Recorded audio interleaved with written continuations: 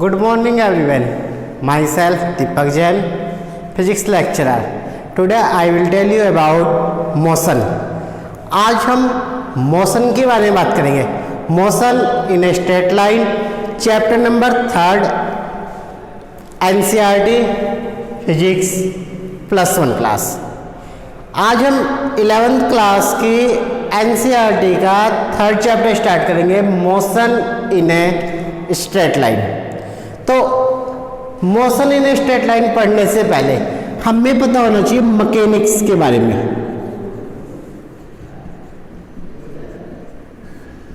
हम chapter number 3 शुरू करने से पहले बात करेंगे मैकेनिक्स की. What is mechanics? हम बताएंगे it is a branch of physics. It is a branch of physics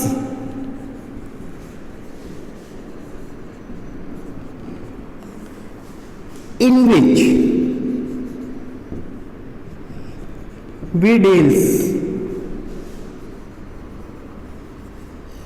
or study motion of an object.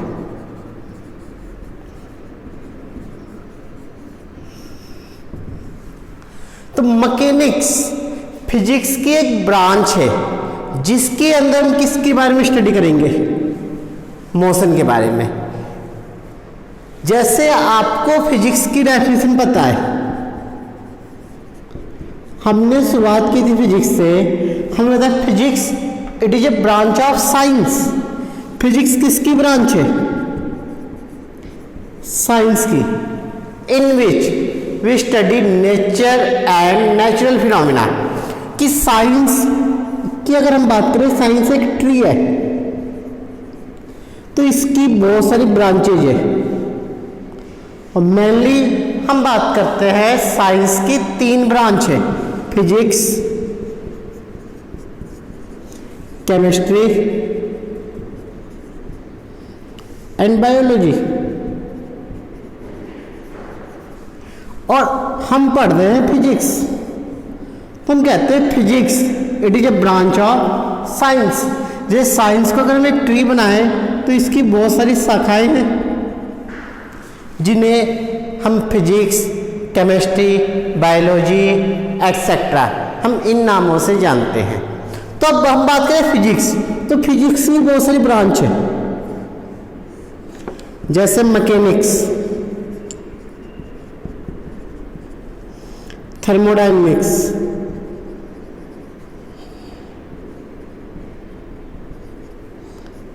Optics,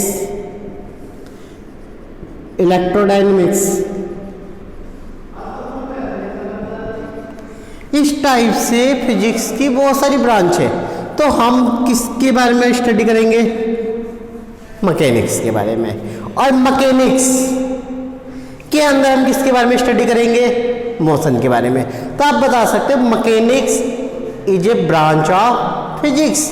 mechanics किसकी ब्रांच है? फिजिक्स की.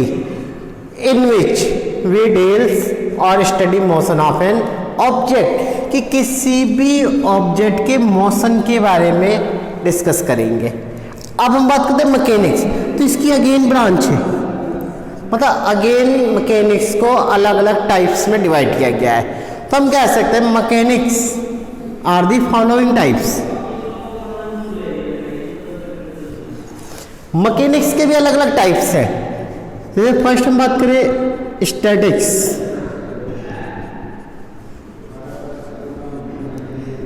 Kinematics, dynamics. तो हम ये कह सकते हैं कि जो हमारे पास मैकेनिक्स है उसको हम 3 पार्ट में डिवाइड करते हैं: स्टैटिक्स, काइनेमैटिक्स एंड डायनेमिक्स. तो फर्स्ट हम बात करते हैं स्टैटिक्स की. स्टैटिक्स मतलब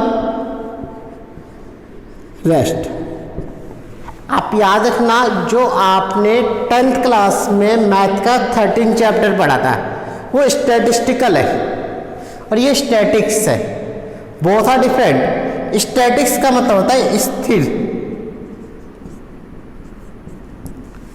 मतलब कोई चीज़ रेस्ट में है, वो स्टैटिस्टिकल्स होता है।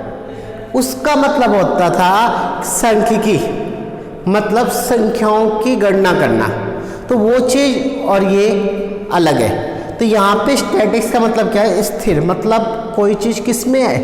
रेस्ट में है, रुकी हुई है। तो हम ये कह सकते हैं statics it is a branch of mechanics. तो ये किसकी ब्रांच है? मैकेनिक्स की ब्रांच है। Statics it is a branch of mechanics in which we deals और study an object is in rest, कि जो ऑब्जेक्ट है वो किसके अंदर है? रेस्ट में है। मतलब उस ऑब्जेक्ट की पोजीशन चेंज नहीं हो रही है। The position of the object does not change with respect to time, कि टाइम के साथ उस ऑब्जेक्ट की पोजीशन चेंज नहीं होगी। तो हम कहेंगे वो ऑब्जेक्ट किस में है? रेस्ट में। और वो किसके अंदर आएगा? स्टैटिक्स। और स्टैटिक्स क्या है? मैकेनिक्स की एक ब्रांच है। इसी टाइप से हम बात करते हैं काइनेमैटिक्स की। तो काइनेमैटिक्स जो वर्ड है वो काइनेमा वर्ड से लिया गया है, और काइनेमा का मतलब होता है मोशन। मीन्स काइनेमैटिक्स का मतलब क्या हो गया? मोशन। KINEMA, काइनेमा मीन्स मोशन, तो काइनेमैटिक्स मीन्स मोशन। तो kinematics it is a branch of mechanics. ये किसकी ब्रांच है? मैकेनिक्स है। इन विच वी स्टडी और deals with N object in motion, कि एक ऑब्जेक्ट है वो किसके अंदर है? मोशन के अंदर है। अब एक चीज और याद रखना, काइनेमैटिक्स और डायनेमिक्स ये अलग अलग ब्रांच है। काइनेमैटिक्स और डायनेमिक्स क्या है? अलग अलग ब्रांच है। लेकिन काइनेमैटिक्स के अंदर भी क्या होगा? मोशन। और डायनेमिक्स का मतलब भी क्या होता है? मोशन। लेकिन इन दोनों में बहुत डिफरेंट है। डिफरेंस क्या है? जो काइनेमैटिक्स है हम कहेंगे कि motion, to study of an object in motion, कि ऑब्जेक्ट किस में? मोशन, लेकिन without taking cause of motion. तो हम काइनेमैटिक्स के अंदर बात करेंगे without taking cause of motion, कि मोशन क्यों हो रहा है, मोशन किसके कारण हो रहा है, हम कितना फोर्स लगा रहे हैं या उसका मास कितना है, हम इसके बारे में बात नहीं करेंगे। और डायनेमिक्स के अंदर हम बात करेंगे टेकिंग कॉज ऑफ मोशन। तो डायनेमिक्स के अंदर हम मोशन के रीजन को लेके चलेंगे कि मोशन किसके कारण हो रहा है, कितना मोशन हो रहा है और मोशन किसके कारण हो रहा है, मीन्स वहां पे कितना फोर्स लग रहा है, वो सरफेस कैसा है, जो ऑब्जेक्ट मूव कर रहा है उस ऑब्जेक्ट का साइज कितना है, उस ऑब्जेक्ट का मास कितना है, वो प्लेन सरफेस से मूव कर रहा है या रफ सरफेस से मूव कर रहा है, वो सभी चीज़ें किसके अंदर आएंगी, डायनेमिक्स के अंदर। लेकिन काइनेमैटिक्स के अंदर हम कॉज के बारे में बात नहीं करेंगे। काइनेमैटिक्स के अंदर हम केवल बात करेंगे कि जो ऑब्जेक्ट मूव कर रहा है वो कितनी दूरी तय कर रहा है, how much distance covered by it, how much speed they move it and how much velocity will be change, it means acceleration with respect to time, कि टाइम के साथ साथ कितनी डिस्टेंस हो रही है ऑब्जेक्ट की, कितनी वेलोसिटी से मूव कर रहा है और कितने एक्सेलरेशन से वो मोशन कर रहा है, उसका एक्सेलरेशन कितना है। हम ये चीज़ें किसके अंदर बात करेंगे, काइनेमैटिक्स के अंदर। तो आई बात समझ में कि मैकेनिक्स एक फिजिक्स की ब्रांच है जिसके अंदर हम किसकी बात करेंगे, मोशन की।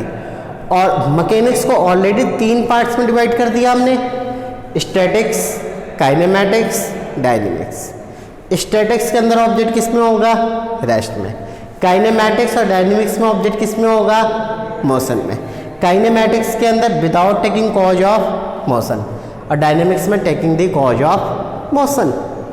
अब हम बात करते हैं इसके आगे rest and motion. Means motion हम ये कह सकते हैं मोशन इन ऑब्जेक्ट। तो हम यहाँ पे ये कह सकते हैं कि एक ऑब्जेक्ट है वो रेस्ट में है। तो रेस्ट में कब होगा? जब हम कहेंगे उसकी पोजीशन टाइम के साथ चेंज नहीं होगी। और मोशन में कब होगा? जब उसकी पोजीशन टाइम के साथ चेंज होगी। लेकिन क्वेश्चन ये है कि अगर हम कहें कि हमारे पास एक मार्कर है और हमने उसको एक टेबल के ऊपर रख दिया, तो क्या ये मोशन में या रेस्ट में? तो अभी हम इस मार्कर को देख रहे, मान लिया हाथ की जगह किसी टेबल के ऊपर रखा है या a book on the table.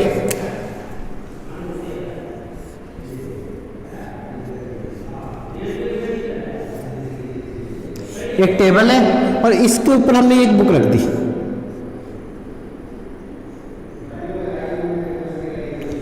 इस बुक को हमने इस टेबल के ऊपर रख दिया। अब हम बात करेंगे ये जो बुक है, ये बुक किसमें है? रेस्ट में है। लेकिन अगर हम इसी बुक को कहां से देखें? मून पर से। हम सभी को पता है कि मून पे ह्यूमन बीइंग पहुंच चुके हैं। बहुत सारे हमने सैटेलाइट सेंड किए हैं जैसे अपोलो। तो मून पर से अगर हम इस ऑब्जेक्ट को देखें, मीन्स हमारी जो अर्थ है, कंप्लीट अर्थ क्या हो रही है? मोशन में है। तो ये बुक भी किस में है? मोशन में। जब हम ऑब्जर्व कहां से कर रहे हैं?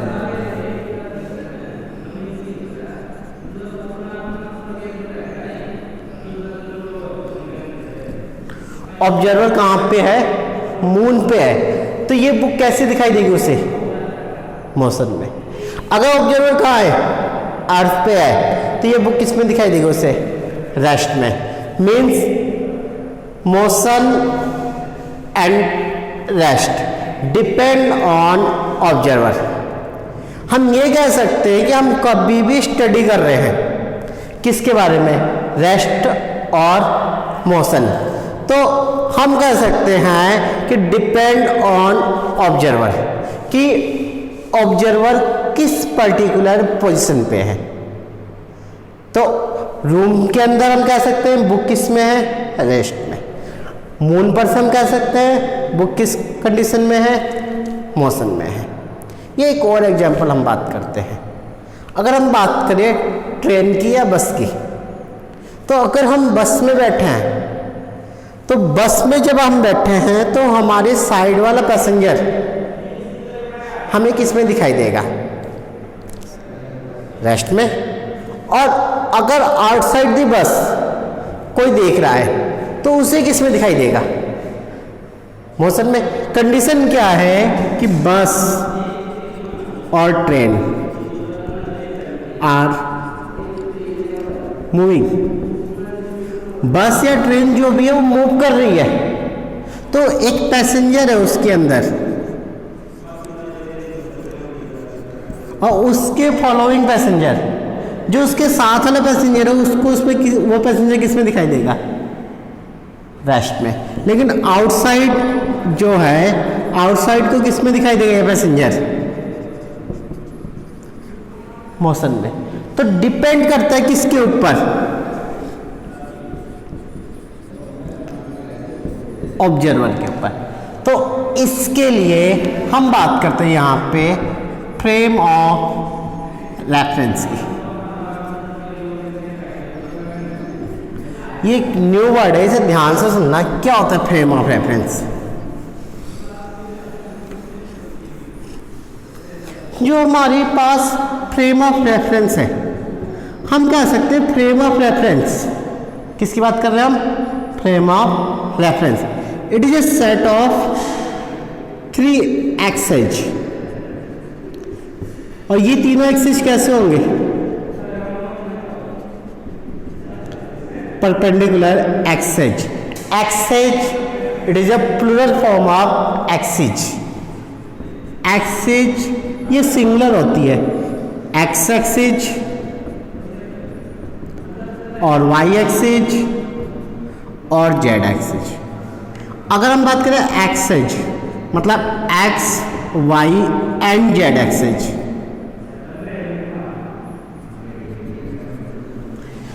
मतलब प्लूरल के लिए हम कौन सा वर्ड यूज करते हैं? एक्सिस। और this set of 3 perpendicular axis with time means watch। हम टाइम के साथ एक परपेंडिकुलर एक्सिस है, 3 perpendicular axis x, y, z, x, y और ये इसके परपेंडिकुलर इस टाइप से है, हम इसको ये नोट करते हैं z, और ये इसका क्या है? ओरिजिन, और observer at origin.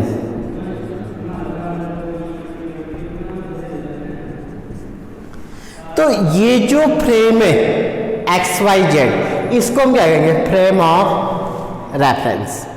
Frame of reference, reference का मतलब है कि जिस पर्टिकुलर पॉइंट से हम मोशन को ऑब्जर्व करेंगे, मतलब जो ऑब्जेक्ट मूव कर रहा है हम उसको ऑब्जर्व करेंगे।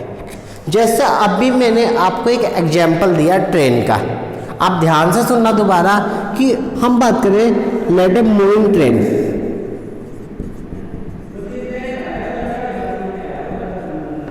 हमने एक मूविंग ट्रेन ले ली, एक ट्रेन मूव कर रही है। अगर हम दिस फ्रेम ऑफ रेफरेंस, इस फ्रेम ऑफ रेफरेंस को क्या ले लें? ट्रेन में ही ले लें, मतलब जो हमारे पास फ्रेम ऑफ रेफरेंस है वो ट्रेन है, और ट्रेन क्या कर रही है? मूव कर रही है। तो उसके अंदर एक नेबरिंग या फॉलो कह सकते हैं पैसेंजर जो बैठा है, तो पैसेंजर किस में दिखाई देगा?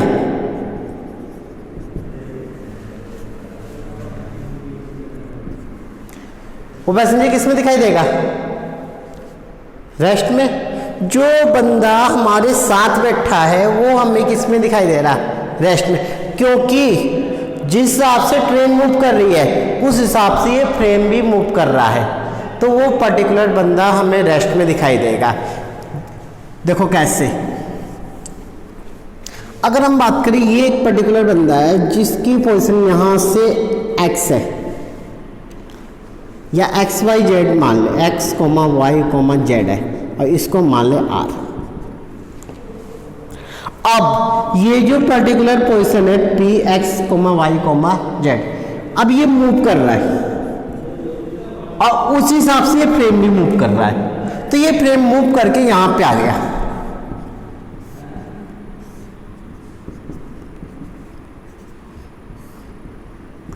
कोऑर्डिनेट्स तो सेम है, तो क्या इसकी पोजीशन चेंज हुई? पोजीशन तो चेंज नहीं हुई, क्योंकि जितनी स्पीड से पार्टिकल या ऑब्जेक्ट मूव कर रहा था उतनी ही स्पीड से ये फ्रेम भी मूव किया। तो ये पोजीशन अभी भी पहले कितनी थी? r, और अभी भी कितनी है?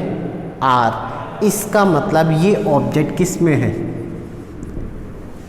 रेस्ट में। अगर हम आउटसाइड दी ट्रेन देखें, मान लो आउटसाइड दी ट्रेन हम किसी ट्री को या पोल को देख रहे, तो हमें वो पोल मूव करता हुआ दिखाई देगा, मतलब उस पोल या ट्री की पोजीशन चेंज होगी। अगर हम ये सेम फ्रेम ले लें,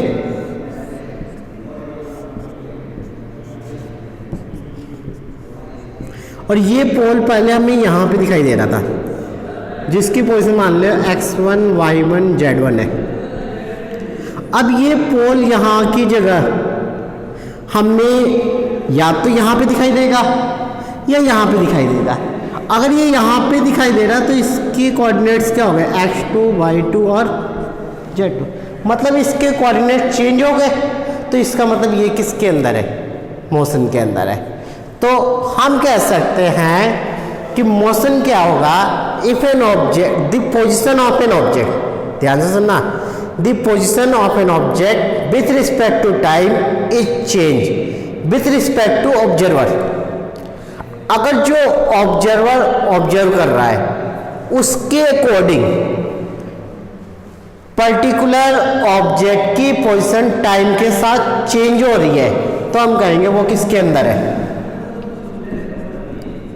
मोशन के अंदर है। अगर उस ऑब्जर्वर के रिस्पेक्ट में उस पर्टिकुलर ऑब्जेक्ट की पोजीशन टाइम के साथ चेंज नहीं हो रही है, तो हम कहेंगे वो किस में है, रेस्ट में।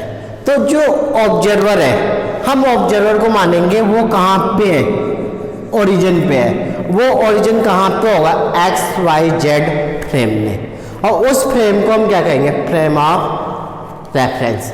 अब जरूरी नहीं है वो एक्स वाई जेड तीनों हो, अगर केवल एक्स एक्सिस में चेंज हो रहा है तो हम इसे कहेंगे मोशन इन वन डायमेंशन। अगर एक्स और वाई दोनों में चेंज हो रहा है तो हम बात करें मोशन इन टू डायमेंशंस। अगर तीनों में चेंज हो रहा है तो हम कहेंगे मोशन इन थ्री डायमेंशन। हमें इस चैप्टर के अंदर केवल पढ़ना है motion in a straight line, मतलब मोशन इन वन डायमेंशन। केवल एक एक्सिस में चेंज होगा, मतलब केवल एक्स डायरेक्शन में चेंज करेंगे। जैसे motion on the vehicle on the road, तो रोड पे कोई व्हीकल मूव कर रहा है तो केवल एक डायरेक्शन में मूव कर रहा है। तो ये यहाँ से यहाँ तक स्ट्रेट लाइन है, सिंगल डायरेक्शन है। यहाँ से यहाँ तक स्ट्रेट लाइन है, सिंगल डायरेक्शन है। यहाँ से यहाँ तक स्ट्रेट लाइन है, सिंगल डायरेक्शन है। ये स्ट्रेट लाइन है, सिंगल है। मोशन इन स्ट्रेट लाइन हम इसको ऐसे ले सकते हैं, मतलब केवल एक एक्सिस में चेंज हो, या तो एक्स में हो या वाई में हो या जेड में हो। यहाँ से यहाँ तक केवल एक्स में है, फिर ये वाई में है, फिर ये एक्स में है, फिर ये वाई में है, फिर ये एक्स में। तो हम कहेंगे इसको मोशन इन वन डायमेंशन, या तो एक्स में या वाई में या जेड में। और टू डायमेंशन मतलब एक साथ एक्स और वाई दोनों में चेंज हो, मतलब एक साथ एक्स एक्सिस और वाई एक्सिस दोनों चेंज हो रहा, तो हम कहेंगे मोशन इन टू डायमेंशन। मतलब एक्स में भी चेंज हो रहा है और साथ में वाई में भी चेंज हो रहा है। हम आगे इसके बारे में डिस्कस करेंगे। और मोशन इन थ्री डायमेंशन ये हम हायर क्लास में पढ़ेंगे। तो हम स्टार्ट करेंगे पहले मोशन इन वन डायमेंशन, और उसके बाद हम पढ़ेंगे मोशन इन टू डायमेंशन। तो फर्स्ट हम बात करें मोशन इन वन डायमेंशन, और इस टाइप के मोशन को हम क्या कहेंगे, motion in a straight line. तो आपको बेसिक चीज इनके बारे में पता होना चाहिए, और एक दो चीज और पता है। एक चीज पता होनी चाहिए आपको, पॉइंट मास बॉडी। किसके बारे में पता होना चाहिए, point mass body. Point mass body का मतलब ये नहीं कि उसका वजन 1 किलोग्राम हो या उसका वजन 1 मिलीग्राम हो। पॉइंट मास बॉडी का मतलब है कि जो वो ऑब्जेक्ट है मूव कर रहा है एक पॉइंट से दूसरे पॉइंट तक, तो the distance covered by the object is very large as compare to its size. Object के साइज के कंपेयर में जो डिस्टेंस है वो बहुत ज़्यादा हो, तो हम उस ऑब्जेक्ट के साइज को पॉइंट साइज मान के चलते हैं।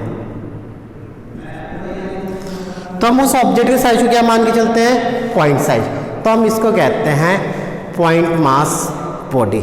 जैसे अगर हमें मान लो यहाँ से हमें रोहतक जाना अपनी कार में, तो जो हमारी कार का साइज है वो रोहतक तक की डिस्टेंस से कंपेयर में बहुत कम है, तो हम उसके साइज को क्या मान के चलेंगे, पॉइंट साइज। ठीक है, तो इतनी चीज़ पता होनी चाहिए। नेक्स्ट लेक्चर में हम स्टार्ट करेंगे अपना पहला article, path length, distance and displacement. Thank you.